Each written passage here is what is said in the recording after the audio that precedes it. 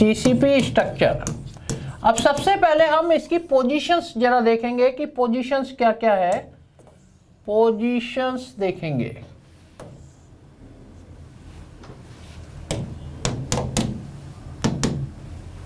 First position हमें देखनी है सीसीपी लैटिस की, है ना। यहीं पर कोई ना कोई चीज प्रेजेंट होगी। तो एक लाइन में अगर मैं इसको डिफाइन करूं, एक लाइन में corner plus faces, corner plus faces, खत्म बात।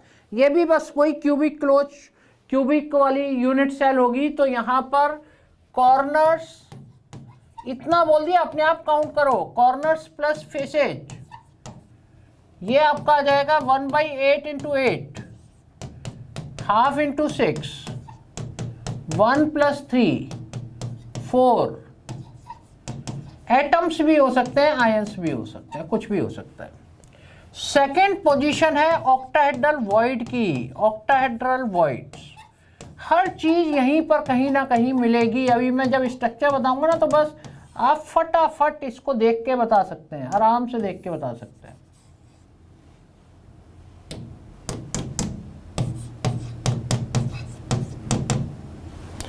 इसकी पोजीशन होगी, इसकी पोजीशन होगी एजेज प्लस बॉडी। इसका मतलब 1/4 into 12 + 1, 3 + 1 = 4 octahedral void.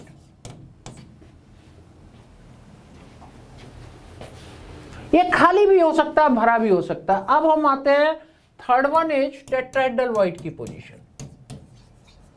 Tetrahedral void की पोजीशन जरा समझ लेते हैं। मान लीजिए ये एक क्यूब,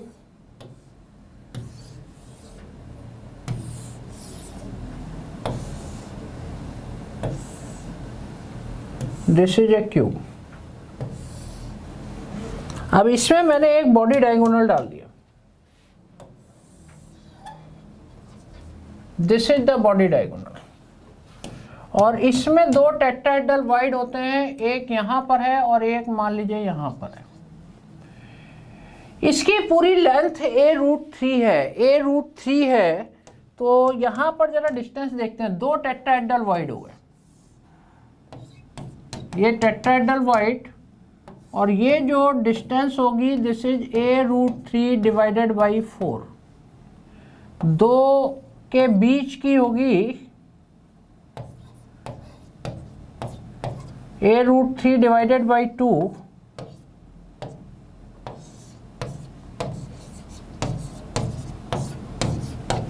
a√3 डिवाइडेड बाई 4। यानी ये आपका दो भाग तो ये आ गए, एक भाग ये, एक भाग ये, 4 भागों में डिवाइड कर दिया। तो ये आपके क्लियर कट दिमाग में रहना चाहिए। तो हर बॉडी डायगोनल पर दो दो टेट्राहेड्रल वॉइड होते हैं, 4 बॉडी डायगोनल होते हैं, क्योंकि 8 कॉर्नर है, 4 बॉडी डायगोनल हैं। तो total number of tetrahedral void 8 हो गए। ऑक्टाहेड्रल वॉइड का डबल होता है। तो टेट्राहेड्रल वॉइड का नंबर होगा 2 × 4। हर बॉडी डायगोनल पर इस तरीके से इन डिस्टेंस पर होता है, तो इसका नंबर 8 हो जाएगा। डबल ऑफ ऑक्टाहेड्रल वॉइड होता है। ये पोजीशंस बिल्कुल अपने दिमाग में सेट रखिए। अब कोई भी स्ट्रक्चर आपका एक लाइन में कंप्लीट होगा, एक लाइन में कंप्लीट होगा। अब NaCl का हमने इतना बड़ा कुछ बताया, कोई जरूरत ही नहीं है ना। वहां लिखो क्लोराइड आयन, सीसीपी लैटिस और सोडियम आयन, 100% ऑक्टाहेड्रल वॉइड, खत्म स्ट्रक्चर। यही तो बताया था। ये भी 4, ये भी 4, काम खत्म। यही तो बताया था। तो अब देखिए कुछ इंपॉर्टेंट स्ट्रक्चर की बात करते हैं और फिर इसके कुछ क्वेश्चंस देखते हैं। Some important structure.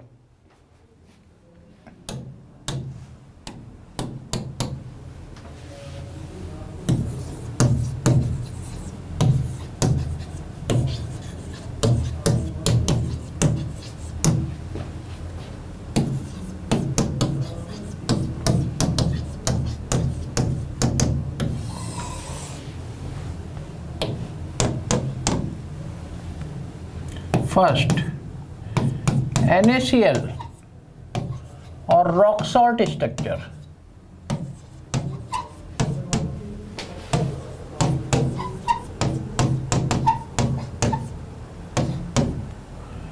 Sodium ion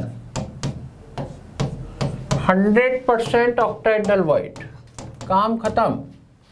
और क्लोराइड आयन CCP लैटिस। अब इसमें आपको कुछ सोचना नहीं है, ये आपका क्या हो गया, ये डबल क्यों चल रहा है बेटा, ये डबल क्यों चला, राइट। ये नंबर 4, ये भी नंबर 4, और इसका जो कोऑर्डिनेशन नंबर है 6:6। अब ये कैटायन का और ये एनायन का, काम खत्म। एक लाइन में आप हर टाइप का क्वेश्चन का आंसर आप यहां पर कर सकते हैं। ये ऑक्टाहेड्रल वाइट अपने आप समझो कि एच प्लस बॉडी होगा, 4 नंबर होगा, CCP lattice corner and faces होंगे, 4 नंबर होगा, 6:6 का अरेंजमेंट। पहला नंबर कैटायन का कोऑर्डिनेशन नंबर, दूसरा एनायन का, दोनों के कोऑर्डिनेशन नंबर 6-6 हो जाएंगे। सेकेंड वन इज ZnS और zinc blende structure.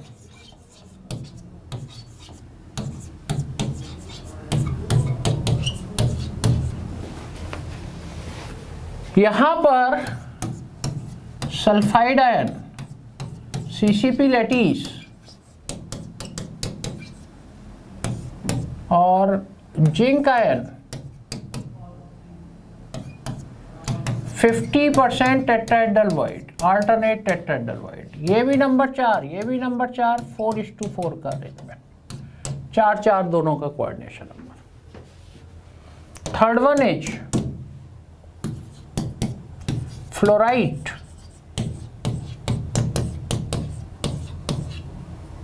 CF2 structure.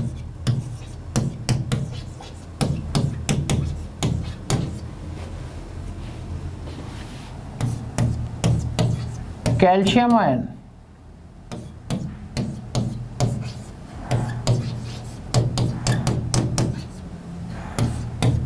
Fluoride ion 100% tetrahedral white. ये नंबर 4, ये नंबर 8, 8:4 अरेंजमेंट। पहला कैटायन का, दूसरा एनायन का, cation and anion coordination number. Fourth is anti fluorite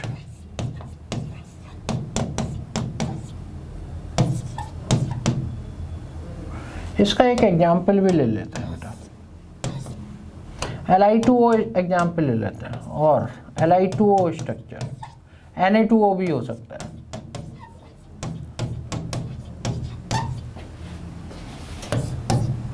oxide ion CCP lattice 4 he number होगा, और Li plus 8 number हो जाएगा, 100% टेट्राहेड्रल वाइट। 4:8 अरेंजमेंट। यहाँ कैटायन का कोऑर्डिनेशन नंबर 4 और एनायन का 8। और एक आपको, ये तो सारे आपको CCP लैटिस के हैं, और एक आपको पता ही है सीजियम क्लोराइड स्ट्रक्चर। अब ये आपको अलग से कोई स्ट्रक्चर पढ़ना ही नहीं है, ये सारे स्ट्रक्चर आ गए बेटा, सारे स्ट्रक्चर आ गए। स्ट्रक्चर यहाँ पर caesium ion body, chloride ion corners, एक एक, ये अरेंजमेंट 8:8 अरेंजमेंट। 8 सीजियम का कोऑर्डिनेशन नंबर, क्लोराइड आयन का भी 8 कोऑर्डिनेशन नंबर हो जाए।